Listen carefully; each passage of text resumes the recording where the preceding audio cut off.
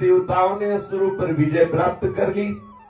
जब विजय प्राप्त की, अपने अपने पदों पर विराजमान हुए, तो भूल गए प्रभु की प्रभुता को और अपनी प्रभुता मान करके उपभोग विलास में मगन हो गए। ये अवसर देखा महाराज बलि ने, तो अपने बाबा प्रहलाद जी के चरण धूलि माथे पे रख के अपने गुरु को रिझा लिया, शुक्राचार्य जी को, और उनसे ऐसी शक्तियां प्राप्त की कि परास्त कर दिया देवराज इंद्र को।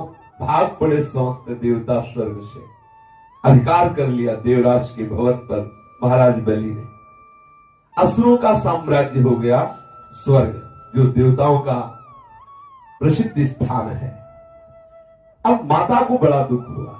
माता आदिति भगवान कश्यप जी से प्रार्थना की कि भगवान, असुर आपके ही बेटे हैं, भगवान कश्यप जी के ही पुत्र हैं। दीदी से दैत्यों का प्रादुर्भाव हुआ, अदिति से देवताओं का प्रादुर्भाव हुआ। पिता दोनों के एक ही है, भगवान कश्यप जी। हम आपकी आराधना करके चाहते कि हमारे पुत्र पुनः स्वर्ग पर आरूढ़ हो, क्योंकि सतोगुणी देवताओं के स्वर्ग पर विराजमान होने से सृष्टि आनंदित होगी। ये आसुर भाव वाले यदि दैत्य स्वर्ग पर शासन करेंगे तो धर्म मर्यादा की हानि भी हो सकती है। इसलिए जगत माता अदिति ने भगवान कश्यप जी से प्रार्थना की। भगवान कश्यप ने उन्हें एक व्रत बताया, पयोव्रत। पयोव्रत के फलस्वरूप कश्यप जी और अदिति की प्रार्थना से भगवान श्री हरि का प्रादुर्भाव हुआ। सबसे पहले भगवान चित स्वरूप अत्यंत कांतिमय, तेजोमय, दिव्य आभूषण आयुध धारण किए हुए प्रकट हुए, और अदिति माता के देखते देखते वामन ब्रह्मचारी बन गए। वामन ब्रह्मचारी ऐसे जैसे कोई नट सभा में दिखाते दिखाते अपना वेश परिवर्तन कर ले, ऐसे सर्वसमर्थ प्रभु श्री हरि ने अपनी माता अदिति के देखते देखते वामन रूप धारण कर लिया। जब देखा कि वामन भगवान के रूप में प्रकाशित हो रहे हैं, तो महर्षि जन स्तवन करने लगे। वामन भगवान को देखकर बड़े आनंदित हुए। कश्यप जी ने आगे बढ़कर प्रजापतियों के साथ जात कर्म आदि संस्कार कराए। जब उनका उपनयन संस्कार होने लगा, तो गायत्री के अधिष्ठात्र देवता स्वयं सविता ने उन्हें गायत्री का उपदेश किया। देवगुरु बृहस्पति ने यज्ञोपवीत, कश्यप जी ने मेखला, पृथ्वी ने कृष्ण मृगचर्म, और वन के स्वामी भगवान चंद्रमा ने दंड, मादा अदिति ने कौपीन कटिवस्त्र, आकाश के अभिमानी देवता ने वामन वेशधारी भगवान को छत्र दिया। अविनाशी प्रभु को ब्रह्मा जी ने कमंडल, सप्तऋषियों ने कुशा, सरस्वती ने रुद्राक्ष की माला। इस रीत से भगवान का उपनयन संस्कार हुआ। यक्षराज कुबेर ने भिक्षा का पात्र, और जगत जननी मां अन्नपूर्णा ने भिक्षा प्रदान की। वामन वटवेशधारी श्री हरि का सब ब्रह्म ऋषियों ने सम्मान किया। बहुत ही तेजस्वी रूप है।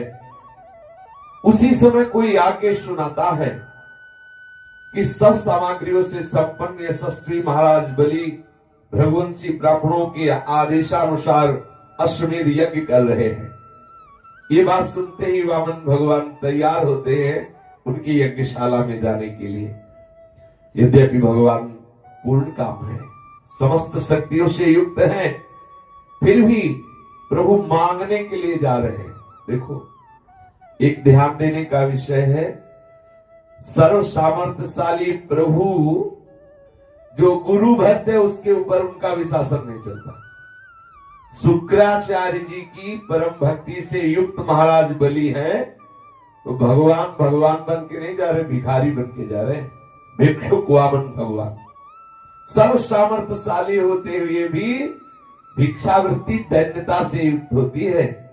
सेवक सुख चाह मान भिखारी, भिक्षुक वृत्ति में सबसे पहले मान का हनन होता है। देखो, जगत के स्वामी आज गुरु भक्ति के परिणाम स्वरूप एक भिक्षुक बनकर के महाराज बलि के सामने जा रहे हैं। नर्मदा नदी के तट पर भृगुकृच्छ नामक एक बड़ा सुंदर स्थान है। वही बलि के भृगुवंशी ऋत्विज श्रेष्ठ यज्ञ का अनुष्ठान करा रहे थे। सब लोगों ने दूर से ही देखा महान तेजस्वी एक ब्रह्मचारी पधार रहे हैं। ऐसा जान पड़ता था मानो साक्षात भगवान सूर्य ही आ रहे हैं, इतना तेज। प्रभु के तेज से ऋत्विज, यजमान, सदस्य सब के सब निस्तेज हो गए। सोचने लगे कि कहीं ऐसा तो नहीं कि यज्ञ देखने के लिए भगवान अग्निदेव आ रहे हो, सूर्य आ रहे हो, या सनत कुमार से कोई ब्रह्म ऋषि पधार रहे हो। भृगु के पुत्र शुक्राचार्य आदि अपने शिष्यों के साथ इस प्रकार विचार ही कर रहे थे कि तेजस्वी कौन आ रहा है। उसी समय हाथ में छत्र, दंड और जल से भरा हुआ कमंडल लिए हुए वामन भगवान ने अश्वमेध यज्ञ मंडप में प्रवेश किया। कमर में मूंज की मेखला है, गले में यज्ञोपवीत धारण किए हुए हैं, बगल में मृगचर्म है और सिर पर जटाएं हैं। इस प्रकार बौने ब्राह्मण के वेश में अपनी माया से ब्रह्मचारी बने हुए प्रभु जब उनके यज्ञ मंडप में प्रवेश किया तो भृगुवंशी ब्राह्मणों ने देखकर अपने शिष्यों के साथ तेज से प्रभावित व निष्प्रभ होकर सब खड़े हो गए। प्रभु के पधारते ही सब खड़े हो गए। जब कोई तेजस्वी, तपस्वी, भजनानंदी पधारता है तो सबके प्राणों का उत्क्रमण होने लगता है, उठने लगते हैं। चाहे एक उठकर खड़ा हो जाए तो आपके प्राणों को बल मिलेगा, आपकी आयु बढ़ेगी, आपका तेज बढ़ेगा, आपका सुकृत बढ़ेगा। आप अगर नहीं उठते तो प्राण शक्ति क्षय होने लगेगी। उस महापुरुष के आते ही यदि आप बैठे हुए तो आपकी आयु कम होगी, आपकी श्री, तेज, आपकी प्राण शक्ति ये सब कमजोर होने लगे। ये कोई ऐसा नहीं कि हमें उसके सम्मान के लिए खड़े होना, अगर ऐसा भावना नहीं तो आप अपनी रक्षा के लिए खड़े हो जाइए। आपके अंदर जो दैवी संपदा है वो बढ़ेगी, आपके अंदर प्राण शक्ति बढ़ेगी, भजन शक्ति बढ़ेगी। कोई भी अगर वैष्णव पधारता है, कोई तपस्वी, कोई भजनानंदी, कोई अपने से श्रेष्ठ गुरुजन पधारते, खड़े हो जाना चाहिए। निष्प्रभ होकर के, प्रभावित होकर पूरी की पूरी सभा खड़ी हो गई भगवान वामन को देखकर। भगवान वामन का स्वागत हुआ। बड़ा ही लघु रूप है, बड़ा ही आकर्षणकारी रूप है। एक केवल लंगोटी लगी हुई है। मनोरम दर्शनी आकर्षण। बलि को बड़ा आनंद हुआ। वामन भगवान को एक उत्तम आसन लगाया गया।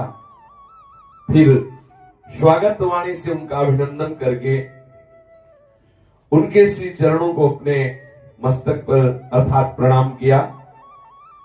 संग्रहित महापुरुषों के भी अत्यंत मनोहर लगने वाले वामन भगवान की बलि ने पूजा की, क्योंकि अतिथि रूप में आए हुए प्रभु के चरण कमलों का धवन परम मंगलमय है। समस्त जीवों के पापों का ताप, जो पाप करने से हृदय जलता है, उसको परम शीतल करके पाप ताप नष्ट करने वाले प्रभु के मंगलमय चरणारविंद है। स्वयं देवाधिदेव भगवान शंकर, चंद्रमौली, महादेव इन्हीं चरणों का ध्यान करते रहते हैं। राजा बलि को आज इन चरणों की सेवा मिली, अपना मस्तक प्रभु के चरणों पे पधराया। बलि ने कहा, स्वागतम ते नमस्तुभ्यम ब्रह्मन् किम करवाम ते ब्रह्मर्षिणाम तपः साक्षात् मन्ये त्वार्यवपुर्धरम् अद्य नः पितरस्तृप्ता अद्य नः पावितं कुलम् अद्य सृष्टः क्रतुरयम् यद भवानागतो गृहान्। आइए ब्राह्मण कुमार, भले पधारे। ये वाणी का स्वागत है। नमस्कार करता हूं। महाराज बलि ने कहा, आज्ञा कीजिए, मैं आपकी क्या सेवा करूं। ऐसा जान पड़ता है कि बड़े बड़े ब्रह्म ऋषियों की तपस्या मूर्तिमान होकर मेरे सामने आ गई है। महाराज बलि जो अनुभव हो रहा है वो बोल रहे। ऐसा लगता है कि बड़े बड़े ब्रह्म ऋषियों की तपस्या स्वयं मूर्तिमान होकर मेरे नेत्रों के सामने आ गई। आज आप मेरे घर पधारे, इससे मेरे पितर तृप्त हो गए। आज मेरा वंश पवित्र हो गया, आज मेरा ये यज्ञ सफल हो गया। आपके श्री चरणों का स्पर्श करने से आज सारे पाप धुल गए। विधि पूर्वक यज्ञ करने से, अग्नि में आहुति डालने से जो फल मिलता है वो आज मुझे अनायास मिल गया। आपके नन्हे नन्हे सुकुमार चरणों और इनके धोवन से आज जगत पावन हो गया। पर ब्राह्मण कुमार आपके देखने से ऐसा लगता है कि आप कुछ चाहते हैं, कुछ मांगने आए, ऐसा लगता है, चेहरा बताने लगता है। जो विज्ञ जन होते हैं वो दर्पण है मुखारविंद हृदय का, देखने से पता चल जाता है आज उदास हो क्या, आज बहुत प्रसन्न हो, आज आप किसी चिंता में हो क्या, वो मुखारविंद बताने लगता है। बलि स्तवन करते करते प्रभु पर दृष्टि गए और बोले, प्रभु ऐसा लगता है कुछ आप मांगने आए हो, आपको ऐसा लगता है कुछ चाहिए। हे ब्राह्मण कुमार, आप जो चाहिए, गाय, सोना, सामग्रियों से सुसज्जित घर, पवित्र भोजन, पीने की वस्तुएं, या अब नैष्ठिक ब्रह्मचर्य से आप गृहस्थाश्रम जाना चाहते तो आपके योग्य सुंदर ब्राह्मण कन्या, हर सुख सुविधा आपको, संपत्ति से भरे गांव के गांव, हाथी घोड़े रथ महल, सब जो आप चाहे, क्या है आप मांग लीजिए, जो आपको चाहिए आप मांग लीजिए। राजा बलि के वचन सुन करके प्रभु मुस्कुराए, मुस्कुराए इसलिए कि तुम लूट जाओगे अगर हम मांगेंगे तो। मुस्कुराए और बड़ी प्रसन्नता से अभिनंदन करते हुए बोले, अभिनंदन करते हुए, बड़ाई करते हुए। किसी से कुछ लेने की एक प्रक्रिया है, किसी से अगर कुछ लेना हो तो पहले उसकी बड़ाई करो जिससे लेना है, फिर उसकी वस्तु की बड़ाई करो। भाई आपके घर में जब कोई आया तो खाली तो गया नहीं, आप मतलब आपके बाप बाबा से यही होता रहा है। और आपकी गाय जो है क्या, फिर उसका दूध फिर आधा लीटर मिलेगा क्या, ऐसे एक प्रक्रिया है। उसको इतना चढ़ा दो कि ना बोली ना पावे, ये एक प्रक्रिया है। प्रभु ने कहा कि राजन, आपने जो कहा वो आपकी कुल परंपरा के अनुरूप है। धर्म भाव से परिपूर्ण यश को बढ़ाने वाला और आपका बहुत ही मधुर वचन है। भाई क्यों ना हो, परलोक हितकारी धर्म के संबंध में आप भृगुपुत्र शुक्राचार्य जी को अपना गुरु मानते हैं, प्रमाण मानते हैं, इसलिए आपके ऐसे आचरण, आपके ऐसे वचन होने ही चाहिए। और साथ में आपके पितामह हैं परम शांत महान भक्त प्रहलाद जी, ये है बड़ाई, कुल बड़ाई। आपकी वंश परंपरा में मुझे तो ऐसा कोई दिखाई नहीं दिया जो धैर्यहीन हो। मतलब आप जब हम मांगे और जब हम नापे तो धैर्य मत छोड़ देना। आपकी वंश परंपरा में कोई धैर्यहीन हो ऐसा तो मुझे आज तक दिखाई नहीं दिया, और कोई कंजूस पैदा हो ऐसा भी नहीं। देखो चढ़ा रहे हैं प्रभु, यह है मांगने की प्रक्रिया। ऐसा भी कोई नहीं हुआ जिसने दान देने की बात कह के फिर पीछे लौट गया हो कि भाई जाओ मैंने दिया, और फिर वापस लौट गया हो कि नहीं नहीं देंगे, ऐसा भी नहीं। दान के अवसर पर याचकों की याचना सुन करके कभी आपके वंश में कोई ना बोला हो, ऐसा नहीं। युद्ध की ललकार सुन करके कोई पीठ दिखाया हो, ऐसा आपके वंश में भी नहीं। कोई कायर आपके कुल में नहीं पैदा हुआ। आपकी कुल परंपरा में प्रहलाद अपने निर्मल यश से वैसे शोभामान है जैसे आकाश में चंद्रमा। और महाराज आपके कुल में बड़े वीर हिरणाक्ष जो महान बलवान थे, वो जब हाथ में गदा लेकर के दिग्विजय के लिए अकेले निकले, अकेले तो सारी पृथ्वी में कोई जोड़ नहीं था। और सुना था जब भगवान विष्णु गए ना पृथ्वी का उद्धार करते हुए सूकर रूप धारण करके, तब भी बड़ी कठिनाई से हिरणाक्ष पर विजय पाया। यदि बड़ाई कर रहे नहीं तो उल्टा ऐसे थप्पड़ मारा तो वहीं पधार गया था हिरणाक्ष, सीधा भी नहीं मारा था, ऐसे ऐसे उपेक्षा पूर्वक एक थप्पड़ मारा था भगवान ने हिरणाक्ष। भगवान कह रहे बड़ी कठिनाई से उस पर विजय प्राप्त की। अच्छा लगता है जब बड़ाई होती है। और विजय प्राप्त करने के बाद भी बार बार हिरणाक्ष की वो जो युद्ध शैली, हिरणाक्ष की ताकत, उसको याद करते रहे भगवान श्री हरि, और वो अपनी विजय नहीं समझते थे। और फिर हिरणाक्ष के भाई हिरण्यकश्यप का कहना ही क्या, कितना महान तपस्वी, अपने भाई का वध करने वाले को मार डालने के लिए क्रोध करके वो तो भगवान के निवास स्थान वैकुंठ में भी जा धमका, इतना बलवान। माया रचने वालों में यद्यपि भगवान श्री हरि सर्वश्रेष्ठ हैं, वामन भगवान कह रहे हैं, और वो सत्य को खूब पहचानते हैं।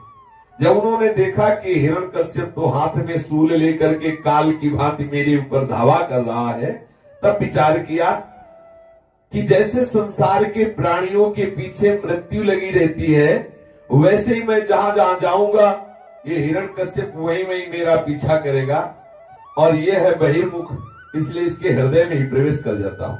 बाहर तो जहां जहां जाऊंगा वहां वहां ढूंढेगा, इसके हृदय में ही प्रवेश कर जाता हूं, जिससे मुझे कभी देख नहीं सकेगा, क्योंकि ये बहिर्मुख है, ये बाहर ही ढूंढेगा।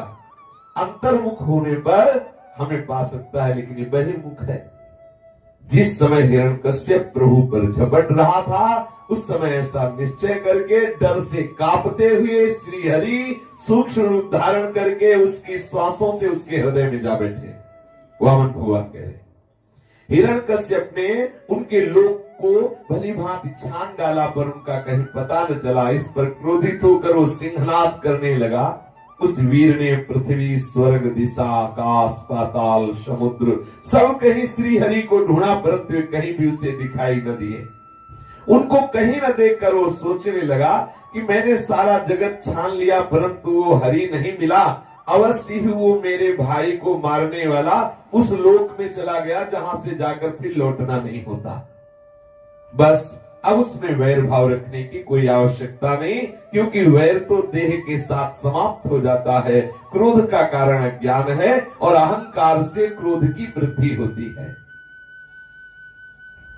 और महाराज, आपके पिता प्रहलाद नंदन विरोचन तो बड़े ही ब्राह्मण भक्त थे, यहाँ तक कि उनके शत्रु देवताओं ने ब्राह्मणों का वेश बनाकर उनसे उनकी आयु का दान मांगा, और उन्होंने ब्राह्मणों के छल को जानते हुए भी अपनी आयु दे डाली। आप भी उसी धर्म का आचरण करते हैं जिसका शुक्राचार्य आदि ये ब्राह्मण जन, आपके पूर्वज प्रहलाद आदि और दूसरे यशस्वी वीरों ने पालन किया है। महाराज, आप मुंह मांगी वस्तु देने वालों में श्रेष्ठ है, इसीलिए मैं आपसे कुछ मांगना चाहता हूं। महाराज बलि ने कहा, मांगो महाराज, बोलो क्या आपको चाहिए। बोले महाराज, हम तो बहुत थोड़े से गुजारा कर लेने वाले हैं, जितना आवश्यक हो उतने मांगना चाहिए, ज्यादा मांगने से ठीक नहीं रहता। माना कि आप जगत के स्वामी हैं, बड़े उदार हैं, लेकिन हमको आप सिर्फ 3 डग पृथ्वी दे दीजिए, 3 डग, हमारे पैर से 3 डग। हंस दिया महाराज बलि ने कि बच्चे ही हो, अभी जानते नहीं तुम किससे मांग रहे हो। महाराज बलि से मांग रहे हो, वो भी 3 पग भूमि। और वामन भगवान ने कहा, मैं दान ज्यादा लेता नहीं हूं, ज्यादा दान नहीं लेता हूं, क्योंकि ज्यादा दान लेने से पुण्य नष्ट हो जाता है, प्रतिग्रह जन्य पाप लगता है। महाराज बलि ने कहा, अहो ब्राह्मण दायाद वाचस्ते वृद्ध सम्मता, त्वं बालो बालिष्मति स्वार्थम प्रत्यबुधो यथा। तुम वृद्धों जैसी करते हो, लेकिन हो अभी बच्चे, अभी तुम बालक हो, इसी से तुम्हें ये पता नहीं कि तुम्हारी हानि किसमें है, तुम्हारा लाभ किसमें है। देखो, तुम जिससे बात कर रहे हो, तीनों लोगों के स्वामी महाराज बलि से बात कर रहे हो। तुम मांगो तो दीप का दीप दे सकता हूं। मुझे अपनी वाणी से तुमने प्रसन्न कर लिया, और सिर्फ 3 डग भूमि, बच्चे हो। एक बार फिर अवसर देता हूं, मांग लो। एक बार कुछ मांगने के लिए मेरे पास आवे और उसे फिर किसी और के सामने हाथ फैलाना पड़े, ऐसा नहीं। आप जो चाहो अपनी जीविका के लिए जितनी भूमि, जितना धन, जो वस्तु आप मांग लो। प्रभु ने कहा कि यावन्तो विषयाः प्रेष्ठास् त्रिलोक्यामजितेन्द्रियम् न शक्नुवन्ति ते सर्वे प्रतिपूरयितुम् नृपो। वामन भगवान ने कहा संसार के सब विषय, भोग, नाना प्रकार की वस्तुएं ये एक आदमी को दे दी जाए तो भी वो नहीं कहेगा कि मैं पूर्ण हो गया। ध्यान देने का विषय है। जो अजितेंद्रिय है, भगवद विमुख है, संसार को ही सत्य मानकर सुख बुद्धि से भोगना चाहता है, एक मनुष्य को सब भोग दे दिए जाए पूरी सृष्टि के तो भी वो तृप्त नहीं हो सकता, क्योंकि वहां है ही नहीं सुख। इंद्रियों के वश में रहने वाले को कभी संतोष नहीं प्राप्त होता।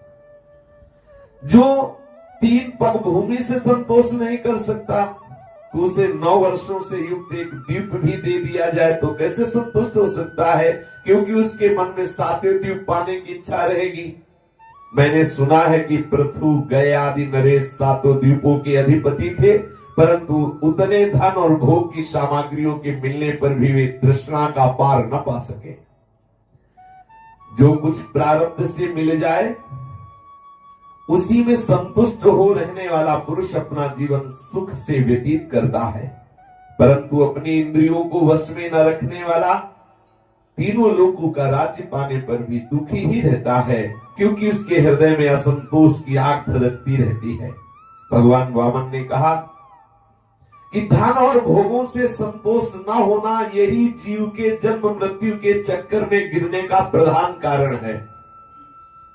धन और भोगों से संतोष न होना यही जीव के जन्म मृत्यु के चक्कर में गिरने का प्रधान कारण है। जो कुछ प्राप्त हो जाए उसी में संतोष कर लेना ये मोक्ष का कारण है। जो ब्राह्मण स्वयं प्राप्त वस्तु से संतुष्ट रहता है उसके तेज की वृद्धि होती है, उसके असंतोषी हो जाने पर उसका तेज वैसे ही शांत हो जाता है जैसे जल डालने से अग्नि शांत हो जाती है।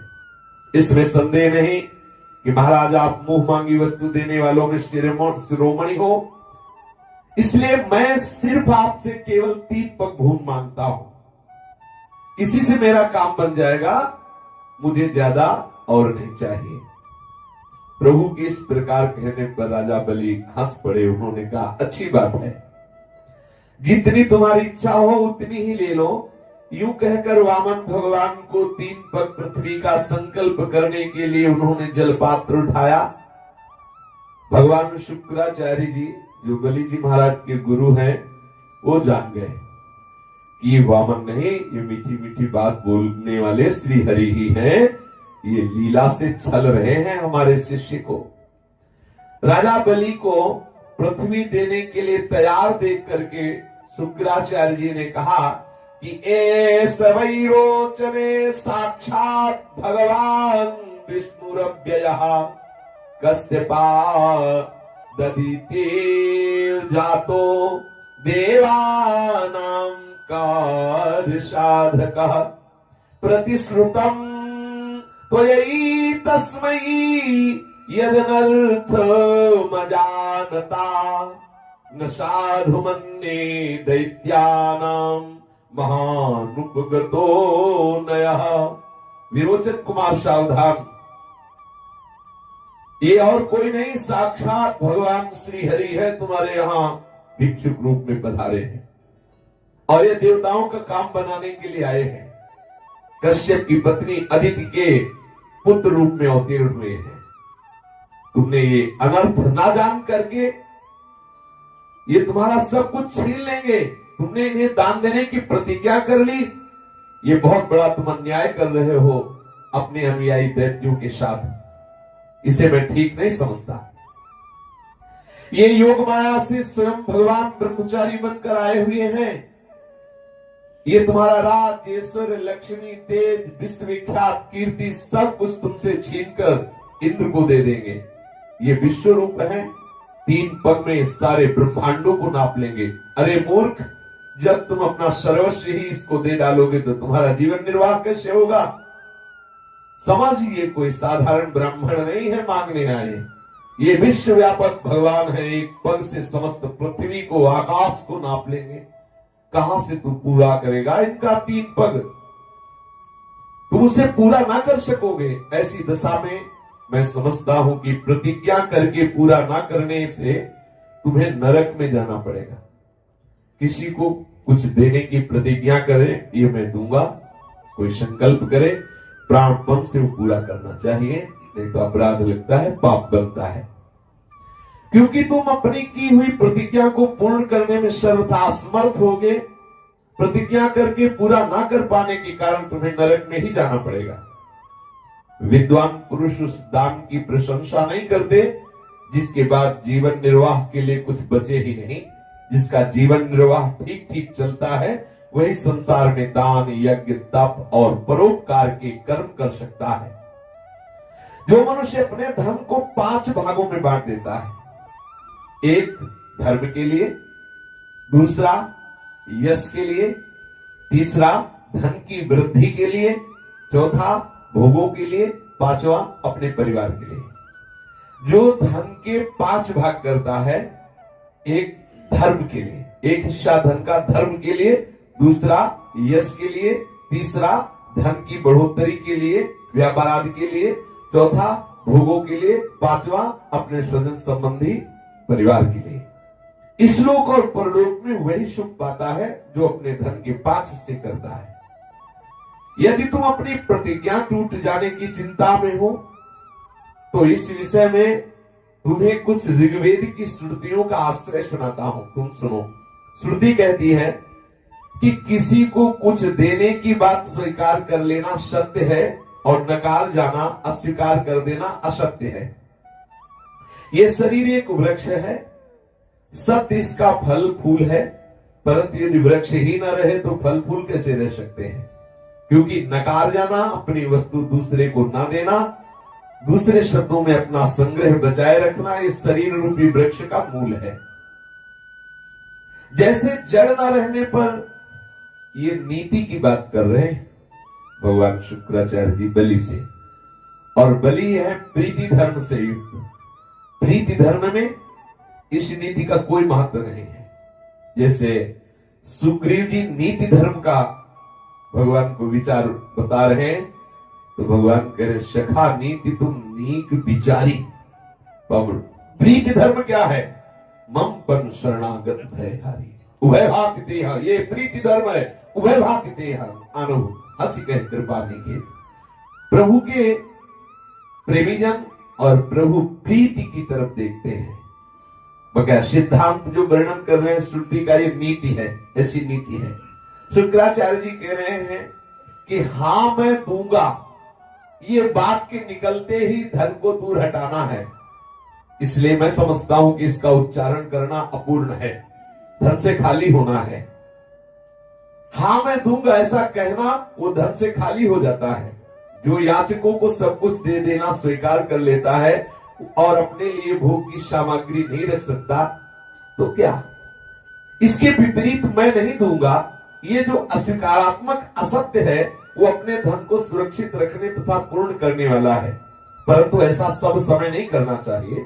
जो सब में सभी वस्तुओं के लिए नहीं करता रहता, उसकी अपकीर्ति होती है और जीवित मुर्दे के समान है, उसकी दुर्गति होती है। स्त्रियों को प्रसन्न करने के लिए हास परिहास में, विवाह में, कन्या की प्रशंसा में, अपनी जीविका की रक्षा में, प्राण संकट उपस्थित होने पर गौ ब्राह्मण संत की रक्षा के लिए यदि झूठ बोल दिया जाए तो वो सत्य के समान ही है, वो निंदनीय नहीं है। कितनी जगह स्त्रियों को प्रसन्न कर बोले वो हमारे लिए झुमका ले, बोले ले आएंगे, कल ले आएंगे, भले ना ले कह दो ले आएंगे तो चैन से रोटी तो मिल जाएगी, वो बोल दो थोड़ी देर के लिए वो, ऐसा शास्त्र कहता है। स्त्रियों को प्रसन्न करने के लिए और हास परिहास में, और किसी का विवाह हो रहा हो कन्या का, तो बहुत सुंदर है, गुणवती है, ऐसा बोल दे। और अपनी जीविका यदि जा रही हो तो उसकी रक्षा के लिए भी किसी के प्राण जा रहे हो आपके बोलने से, उसके प्राण बच जाएंगे, झूठ बोल दो। गौ ब्राह्मण संत की रक्षा के लिए झूठ बोलना वो निंदनीय नहीं है। इसलिए आप समस्त असुरों की रक्षा के लिए, अपनी संपत्ति की रक्षा के लिए झूठ बोल दो कि मैं नहीं दूंगा। ऐसा जब कुलगुरु शुक्राचार्य जी ने इस प्रकार कहा तो महाराजा बलि एक क्षण तो चुप हुए कि गुरु का आदेश है। फिर सावधानी से श्री शुक्राचार्य जी के प्रति महाराज बलि बोले, सत्यम भगवता प्रोक्तम धर्मोऽयं गृह मेधिनाम अर्थम कामम यशो वृत्तिम यो न बाधेत कर्हिचित सचाहम वित्तलोभेन प्रत्याचक्षे कथम द्विजम प्रतिश्रुत्य ददामीति प्रह्लादिः कितो यथा। राजा बलि ने कहा, हे भगवान, हे गुरुदेव, आपका कहना सत्य है। गृहस्थाश्रम में रहने वालों के लिए यही धर्म है जो आप उपदेश कर रहे हो, जिससे अर्थ, काम, यश और आजीविका में कभी किसी प्रकार की बाधा न पड़े, ऐसा आप उपदेश कर रहे हैं। परंतु गुरुदेव, मैं केवल गृहस्थी नहीं हूं, मैं प्रहलाद जी का पौत्र भी हूं, परम भक्त प्रहलाद जी का पौत्र। केवल गृहस्थी नहीं हूं कि आपकी इस नीति का मैं पालन करूं। बहुत ध्यान देने योग्य बात है। यदि भगवत प्रीति में कहीं नीति बाधा पहुंचा रही हो तो किसी के द्वारा उपदिष्ट नीति हो उसका त्याग कर देना चाहिए। गुरुबल तजो कंत ब्रजबलितम हे मधु मंगलकारी, गोस्वामी जी कह रहे। परंतु सदगुरुदेव, मैं प्रहलाद जी का पौत्र हूं, केवल एक गृहस्थ ही नहीं हूं। एक बार देने की प्रतिज्ञा कर लिया तो चाहे प्राण निकल जाए, मैं दोबारा ना नहीं कह सकता। धन के लोभ से ठग की भांति मैं अपने आप को ये नहीं बदल सकता कि मैंने कहा कि दूंगा और कह दूं नहीं दूंगा। ऐसा नहीं हो सकता। मैं महाराज प्रहलाद का पौत्र हूं, ऐसा नहीं बोल सकता। इस पृथ्वी ने कहा है कि मैं सबके भार को सह सकती हूं, लेकिन असत्य जो बोलते हैं, असत्य से बड़ा कोई अधर्म नहीं। मैं ऐसे अधर्मी का भार सहने में बहुत कष्ट महसूस करती हूं। मैं सब कुछ सहने में समर्थ हूं, परंतु ये जो झूठे हैं लोग हैं, झूठे देना, झूठे लेना, झूठे भोजन, झूठ चबेना, ऐसे मनुष्यों का भार मुझसे सहा नहीं जाता। हे गुरुदेव, मैं नरक से, दरिद्रता से, दुख के समुद्र से, अपने राज्य के नाश से और मृत्यु से भी उतना नहीं डरता जितना किसी को देने की बात कह के उसे धोखा दे दूं, इससे डरता हूं। एक बार कह दिया दूंगा तो चाहे प्राण निकल जाए, चाहे मुझे नरक मिले, चाहे दरिद्रता भोगनी पड़े, चाहे जितना भयानक दुख भोगना पड़े, मैं उसे ना नहीं कह सकता। इस संसार में मर जाने के बाद धन आदि जो जो वस्तुएं साथ छोड़ देती हैं, यदि उनके द्वारा दान आदि से ब्राह्मणों को संतुष्ट न किया जा सके तो उस धन का क्या लाभ। महाराज दधीची, सीवी, इन बड़े बड़े महापुरुषों ने दूसरों के सुख के लिए अपने प्राणों की बलिहारी कर दी, प्राणियों की भलाई के लिए अपने प्राणों का दान कर दिया। फिर पृथ्वी, धन आदि वस्तु देने के लिए क्या विचार करना। पहले युग में बड़े बड़े दैत्य राजों ने इस पृथ्वी का उपभोग किया। पृथ्वी में उनके सामना करने वाला कोई नहीं था। उनके लोक और परलोक को तो काल खा गए, परंतु उनका यश अभी पृथ्वी पर ज्यों का त्यों बना हुआ है। हे गुरुदेव, ऐसे लोग संसार में बहुत हैं जो युद्ध में पीठ ना दिखाकर अपने प्राणों की बलि चढ़ा देते हैं, परंतु ऐसे लोग बहुत दुर्लभ हैं जो सत्पात्र के प्राप्त होने पर श्रद्धा के साथ धन का दान करें। गुरुदेव, यदि उदार और करुणाशील पुरुष अपात्र याचक की कामना पूर्ण करके दुर्गति भोगता है तो वो दुर्गति भी उसके लिए शोभा की बात होती है। फिर आप जैसे ब्रह्मवेत्ता पुरुषों को दान करके दुख प्राप्त हो तो उसके लिए कहना ही क्या है। इसलिए मैं इस ब्रह्मचारी की अभिलाषा अवश्य पूर्ण करूंगा। हे महर्षि, वेद विधि के जानने वाले आप लोग बड़े आदर्श यज्ञ याग आदि द्वारा जिनकी आराधना करते हैं, वे वरदानी श्री हरि ही स्वरूप में हो अथवा कोई दूसरा हो, मैं इनकी इच्छा को अवश्य पूर्ण करूंगा, क्योंकि यहां मांगने आए हैं और मैंने देने का संकल्प किया है। यदि मेरे अपराध न करने पर ये मुझे अधर्म से बांध लेंगे, तब भी मैं इनका अनिष्ट नहीं चाहूंगा, क्योंकि मेरे यहां आए हैं। मेरे शत्रु होने पर भी भयभीत होकर ब्राह्मण का शरीर धारण करके भिक्षुक रूप में आए हैं, मैं इनका अनिष्ट नहीं करूंगा। यदि ये पवित्र कीर्ति भगवान श्री हरि है, तो ये अपना यश खोना नहीं चाहेंगे। ये मांगा है तो जबरदस्ती छीन भी लेंगे। ये मुझे युद्ध में मार के भी छीन सकते थे, लेकिन देखो ये मांगने आए हैं, मैं इनको अवश्य दूंगा।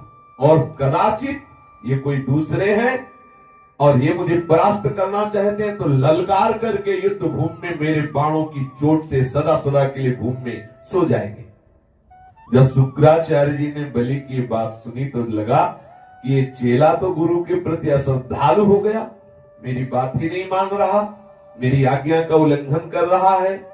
बस गुस्सा आ गया और शुक्राचार्य जी ने शाप दे दिया। बलि को शाप दिया कि जा तो राज्य लक्ष्मी से भ्रष्ट हो जा, ये शाप दे दिया। मूर्ख तू है तो अज्ञानी, परंतु अपने को बहुत बड़ा पंडित मानता है, मेरी उपेक्षा करता है, गर्व करता है, मेरी आज्ञा का उल्लंघन करता है। जा तू अपने शीघ्र राज्य लक्ष्मी को खो बैठेगा।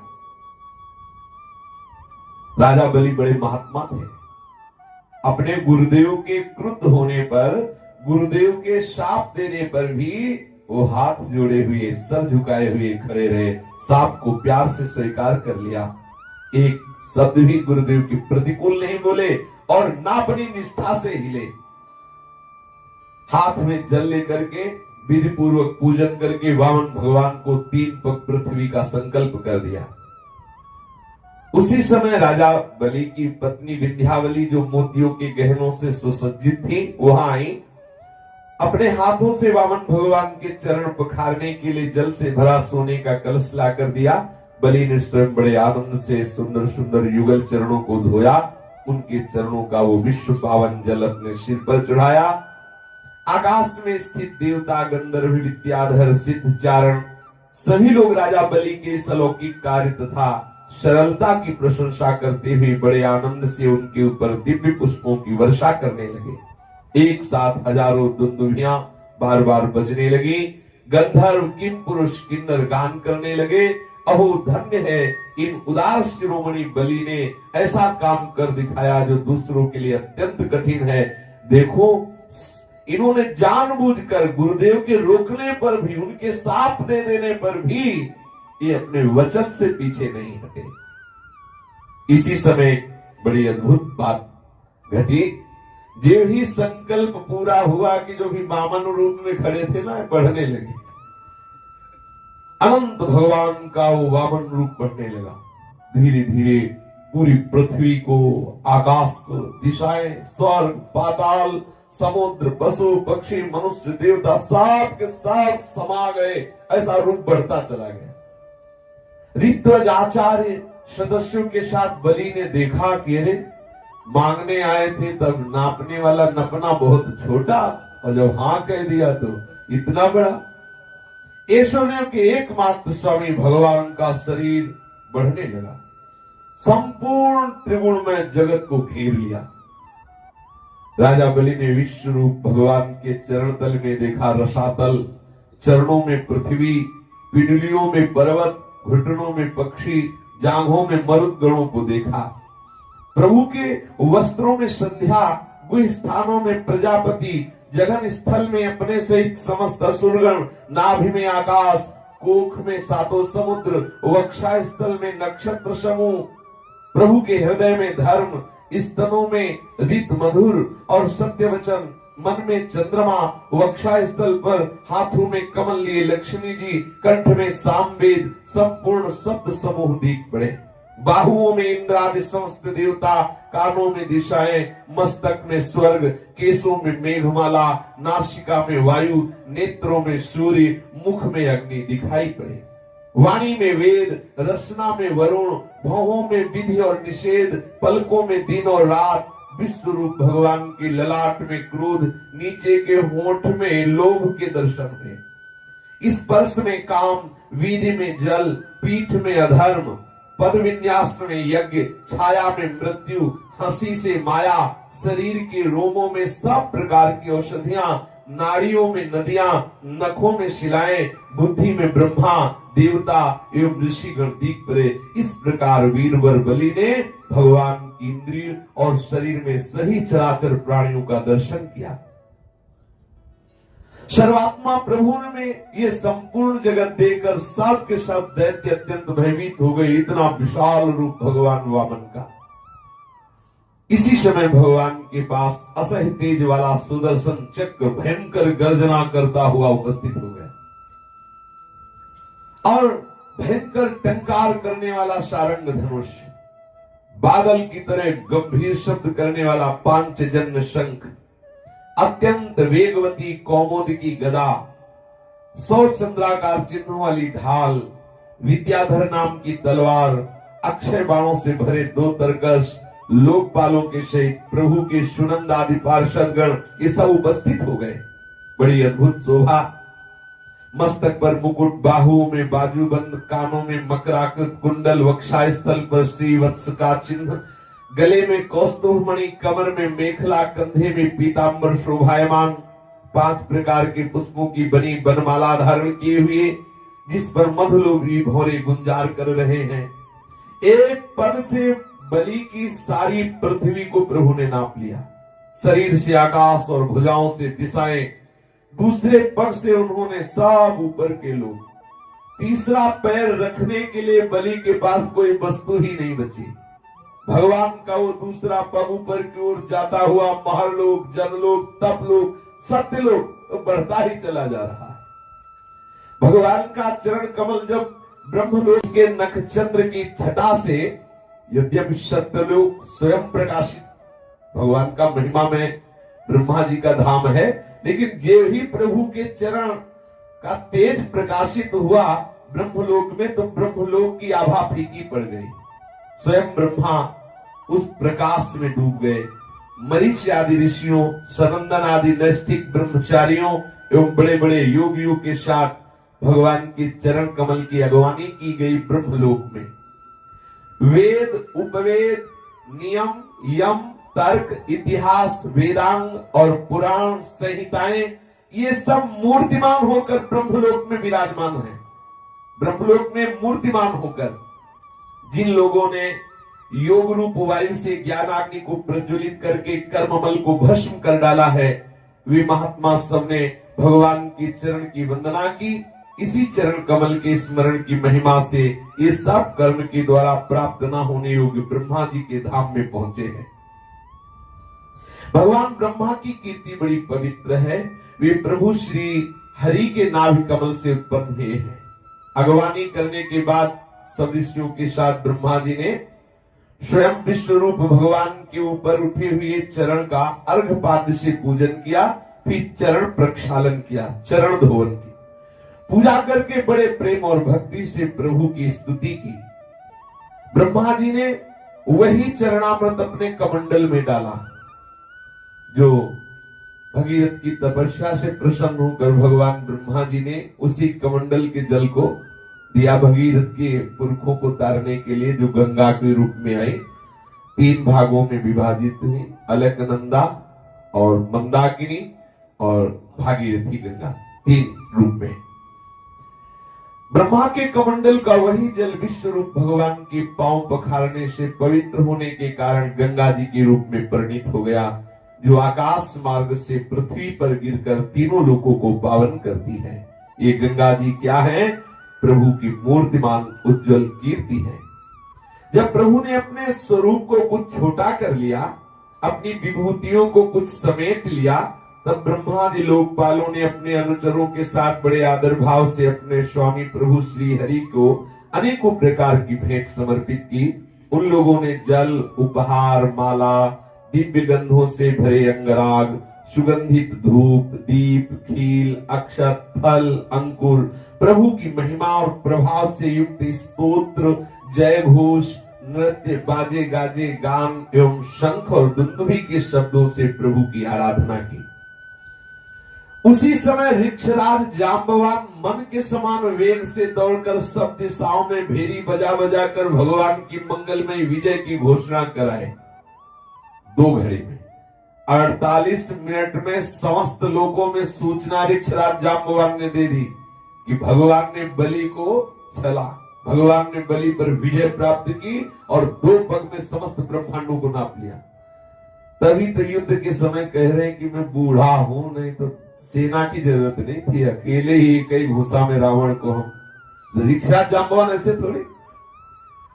ये सब युद्ध होने के बाद भी काफी दिनों तक श्री कृष्ण चंद्रयुग का जब अवतार हुआ तो द्वारिका लीला में ठाकुर जी से युद्ध किया, कोई साधारण थोड़ी। ऋक्षराज जांबवान ऐसे बलवान है कि जितनी देर में भगवान ने त्रिभुवन को नापा उतनी देर में हर लोक में जाके घोषणा कर आए कि भगवान ने बलि पर विजय प्राप्त कर ली, 2 पग में समस्त ब्रह्मांडों को नाप लिया। और दुंदुभी बजा बजा के सूचना जैसे दी जाती ऐसे दुंदुभी बजा बजा के विजय की घोषणा कराई। अब दैत्यों ने देखा कि ये वामन 3 पग पृथ्वी मांग रहे थे, यहां तो सब कुछ छीन लिया 2 पग में ही।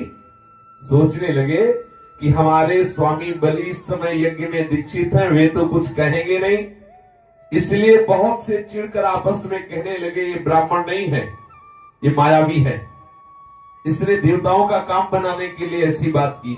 हमारे स्वामी यज्ञ में दीक्षित हैं, किसी को किसी प्रकार दंड दे नहीं सकते क्योंकि यज्ञ में दीक्षित है। ऐसा अवसर जान करके ब्रह्मचारी का वेश बना कर आया, पहले तो याचना की, पीछे हमारे स्वामी का सर्वस्व अपहरण कर लिया। ये हमारे स्वामी सदा ही सत्य में निश्चित हैं, यज्ञ में दीक्षित होने पर इस बात का विशेष ध्यान रखते हैं कि किसी का अहित न हो, अमंगल न हो। ब्राह्मणों के बड़े भक्त हैं, उनके हृदय में दया है, इसलिए वो झूठ बोलते नहीं।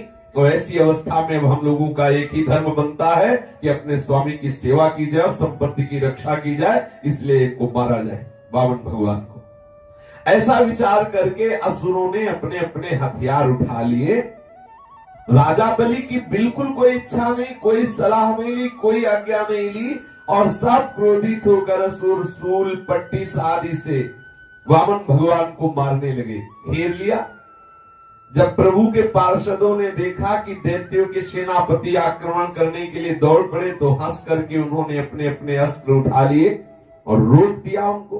नंद सुनंद जय विजय प्रबल बल कुमुद कुमुदाक्ष विश्वक्सेन गरुड़ जी जयंत श्रुतदेव पुष्पदंत सात्वत सुदर्शन चक्र, ये सब दिव्य दिव्य भगवत पार्षद महान बल रखते हैं, अनंत महिमा से युक्त है, प्रकट हो गए और उन असुरों को जो प्रहार करना चाहते थे वामन भगवान पर रोक दिया और अपने अस्त्रों से असुरों की सेना का संहार करने लगे।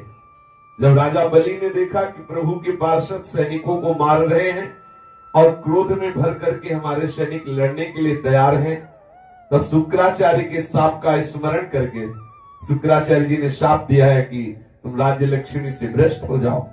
तो उन्होंने अपने सैनिकों से कहा रुक जाओ, हमारी भी इच्छा है कि मैं परास्त हो जाऊं, क्योंकि मैं अपने गुरु के वचनों को मिथ्या नहीं होने देता। मैं अपने गुरु के वचनों की रक्षा करना चाहता हूं। मेरे गुरु जी ने कहा राज्य लक्ष्मी से भ्रष्ट हो जाओ, तो मैं उससे सिरोधार्य करता हूं, बिल्कुल युद्ध नहीं करना, मुझे राज्य नहीं चाहिए क्योंकि गुरु ने शाप दिया है, मैं गुरु के वचन को पूर्ण करना चाहता हूं। इसलिए शुक्राचार्य के शाप का स्मरण करके युद्ध को रोक देने की आज्ञा की।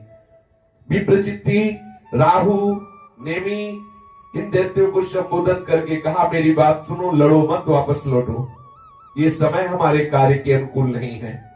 काल समस्त प्राणियों के सुख और दुख देने की सामर्थ्य रखता है। उसे यदि कोई पुरुष चाहे कि मैं अपने प्रयत्नों से काल को दबा सकूं, ये उसकी शक्ति के बाहर की बात है। जो हमारी उन्नति और देवताओं की उन्नति का कारण हुआ करता था वो काल, वही काल आज हमारी अवनति का और देवताओं की उन्नति का कारण है। इसलिए शांत हो जाओ, काल विपरीत है, इस पर विजय प्राप्त नहीं किया जा सकता। बल, मंत्री, बुद्धि, दुर्ग, मंत्र, औषधि और सामान्य उपाय, इनमें से किसी भी साधन के द्वारा या सब के द्वारा मनुष्य काल पर विजय प्राप्त नहीं कर सकता। बल मंत्रणा देने वाले मंत्री, बुद्धि, बड़े बड़े दुर्ग, मंत्र, औषधि, समाधि, किसी भी उपाय के द्वारा, एक एक उपाय या सब उपाय के द्वारा कोई काल पर विजय प्राप्त नहीं कर सकता।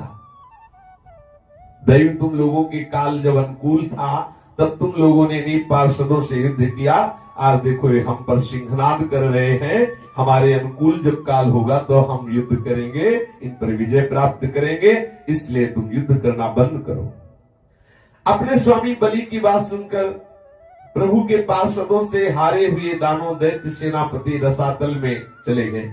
उनके जाने के बाद प्रभु के हृदय की बात जानकर पक्षीराज गरुड़ ने वरुण के पास से बलि को बांध दिया और उनके अश्वमेध यज्ञ में सोमपान होने वाला था।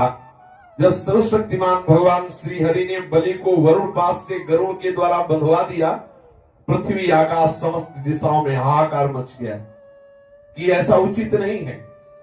जिसने अपने गुरु की भी बात ना मान करके और आपके लिए संकल्प कर दिया, उसका तो यश करना, पहले यश किया था जब दिया नहीं था संकल्प, और अब बंधवा दिया। देखो यहां देखना है, यहां भक्त को बहुत बड़ी शिक्षा लेनी है कि हमें अपने इष्ट के मार्ग में कितना धैर्यशाली होना चाहिए। सब कुछ दे दिया, यहां तक कि प्रभु के लिए ही गुरु का शाप भी मिला।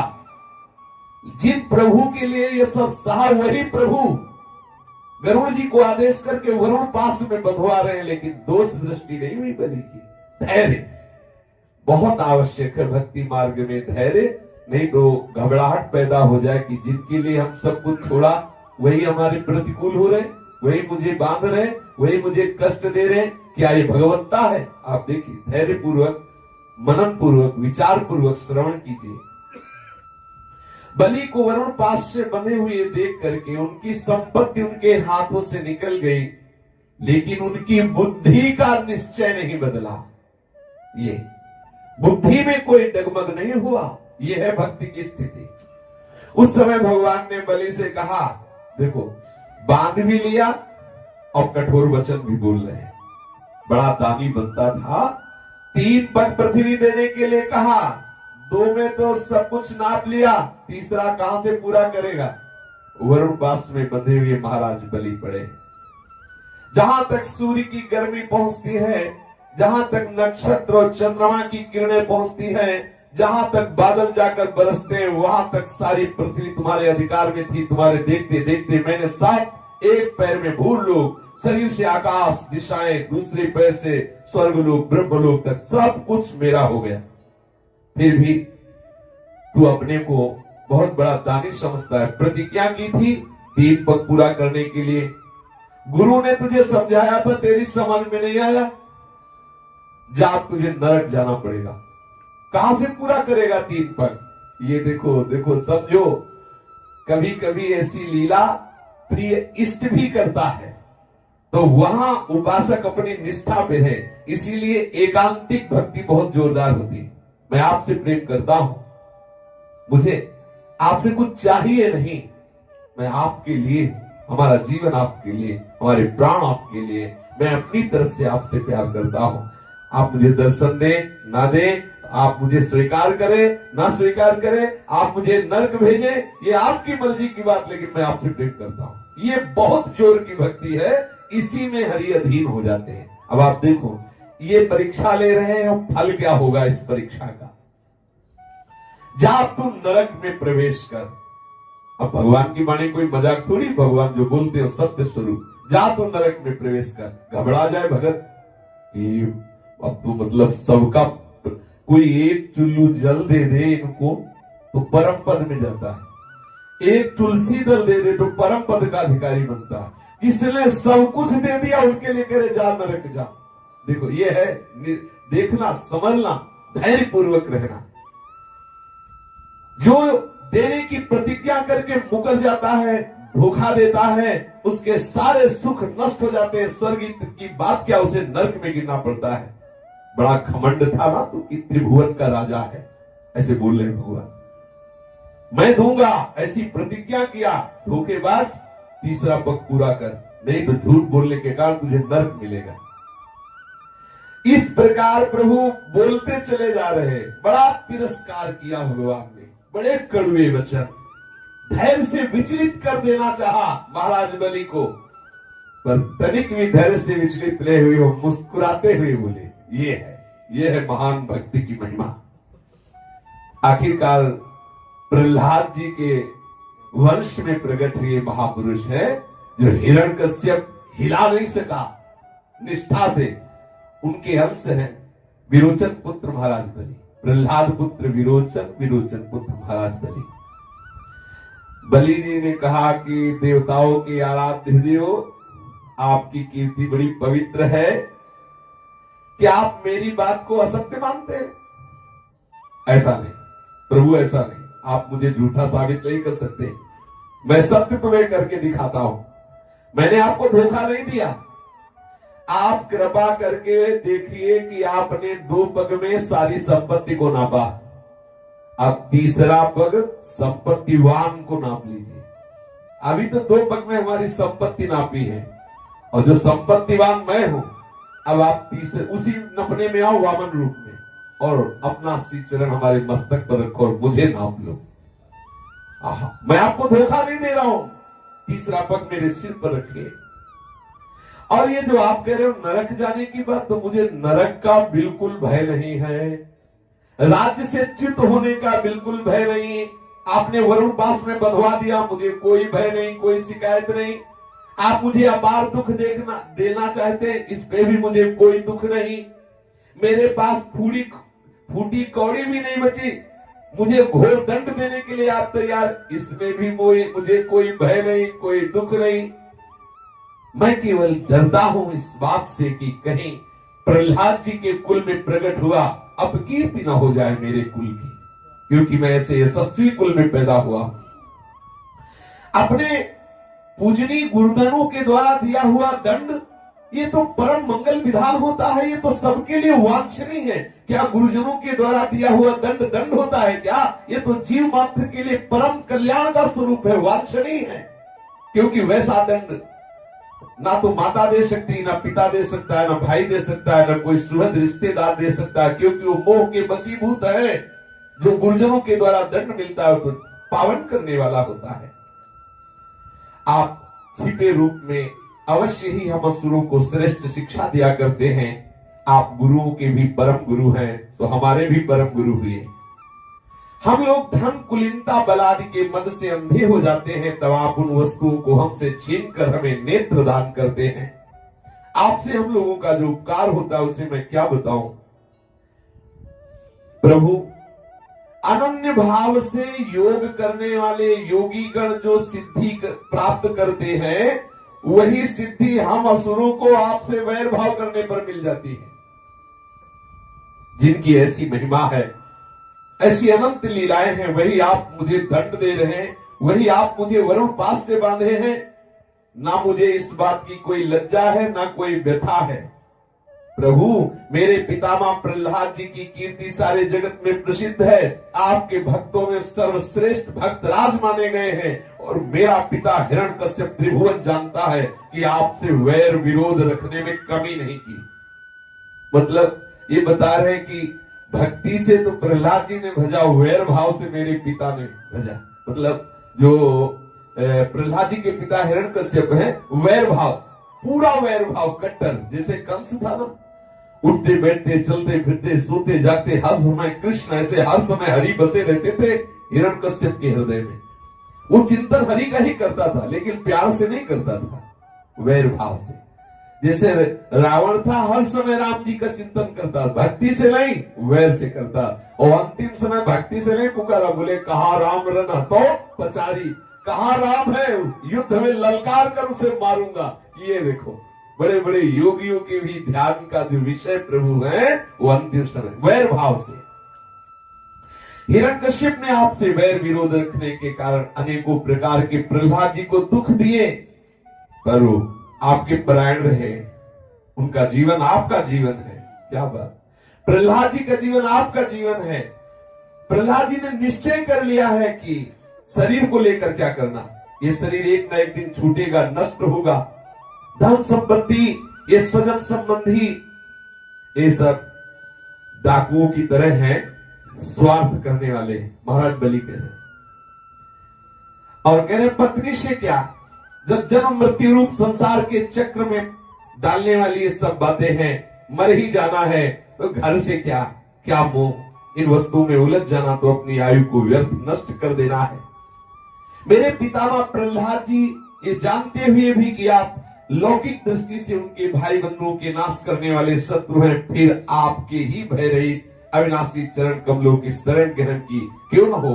वे संसार में परम विरक्त, अगाध बोध संपन्न, उदार हृदय एवं संत शिरोमणि जो है, आप उस दृष्टि से मेरे भी शत्रु हैं, फिर भी विधाता ने मुझे बलातेश्वर लक्ष्मी से अलग करके आपके चरणों के समीप पहुंचा ही दिया। अगर हम कुल परंपरा से देखें तो आप भी हमारे दुश्मन हो, पर ऐसा मेरा कोई भाग्य उदय हुआ है कि आपके चरणों की शरण में मुझे पहुंचा दिया। क्योंकि ऐश्वर्य लक्ष्मी के कारण जीव की बुद्धि जड़ हो जाती है और वो ये नहीं समझ पाता कि मेरा ये जीवन मृत्यु के पंजे में जकड़ा हुआ है, मेरा जीवन अनित्य है। राजा बलि इस प्रकार कह रहे थे कि उदय होते हुए चंद्रमा के समान भगवान के प्रेम पात्र श्री प्रहलाद जी महाराज पधारे। राजा बलि ने देखा कि मेरे पितामह बड़े ही शोभा संपन्न हैं, कमल के समान कोमल नेत्र है, लंबी भुजाएं, सुंदर ऊंचे और श्यामल शरीर पर पीतांबर धारण किए हुए हैं। बलि इस समय वरुण पास में बंधे हुए हैं, इसलिए प्रहलाद जी के आने पर जैसे पहले प्रहलाद जी की पूजा करते थे इस प्रकार ना कर सके। केवल प्रहलाद जी को देखते ही उनकी आंखों में आंसू आ गए, लज्जा के मारे मुंह नीचा हो गया और सिर झुकाकर प्रहलाद जी के चरणों में प्रणाम किया।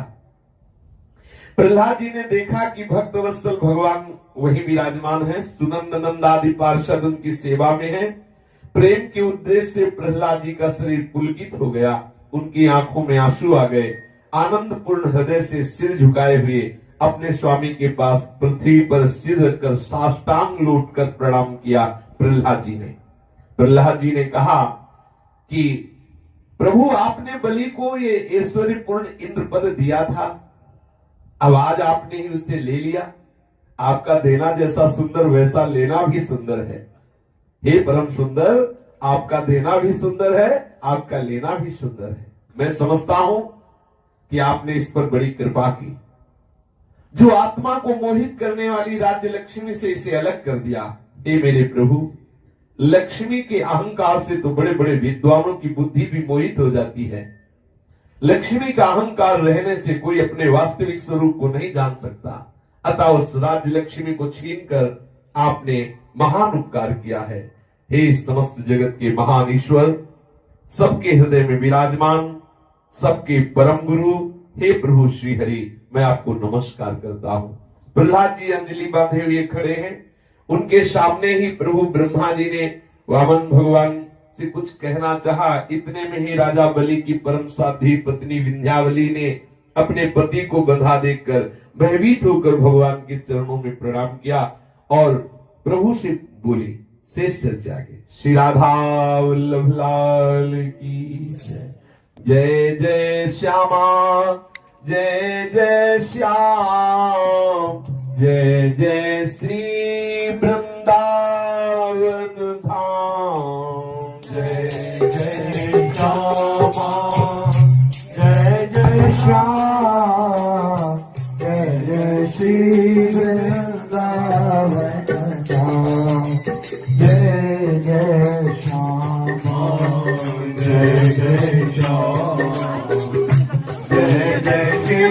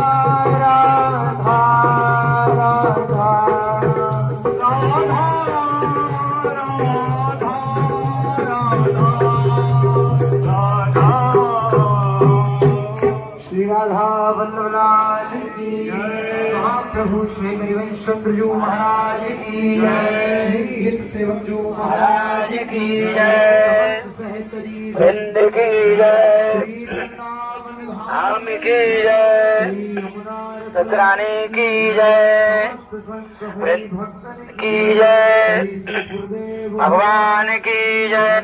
जय जय श्री राम जय जय श्री राम जय जय श्री राम जय जय श्री राम। बोलिए सतगुरुदेव भगवान की, करुणा मूर्ति सतगुरुदेव भगवान की, ज्ञान मूर्ति सतगुरुदेव भगवान की, उदार शिरोमणि उदारतानी राजा वली की जय हो।